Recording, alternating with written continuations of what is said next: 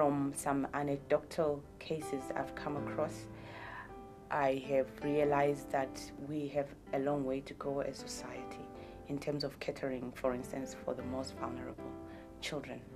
Unaccompanied minors in South Africa still face a myriad of problems in terms of accessing services.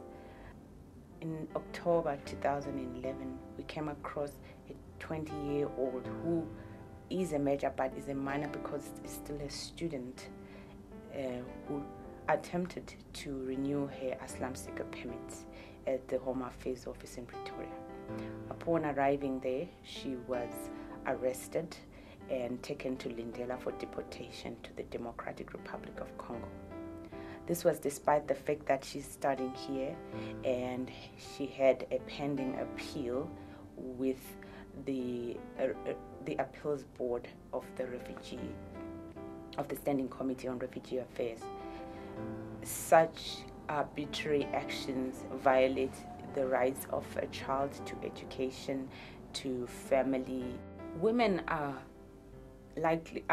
more vulnerable than men for the simple reason that firstly they're women, two, they're displaced from their homes, and thirdly they are with children most of the times, and so they have all this, I would say, excess baggage that they have to contend with.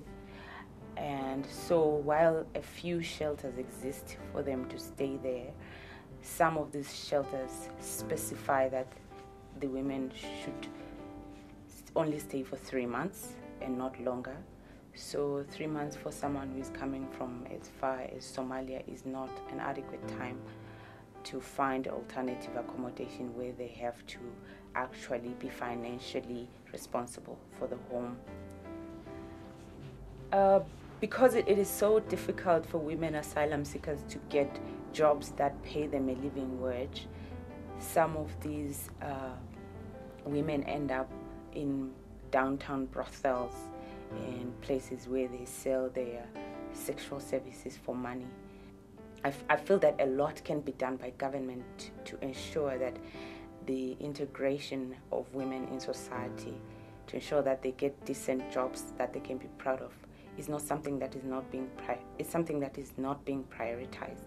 And perhaps the Department of Women, Children and Persons with Disability needs to focus more on how the gender equality bill that is still before Parliament can be expedited through the parliamentary processes. And I believe this piece of legislation will go a long way in ensuring that women have jobs that they can be proud of and that they can live a life of dignity, equality and justice, just like everybody else in South Africa. Women always feel the stigma of being violated, and it shows in their participation in society.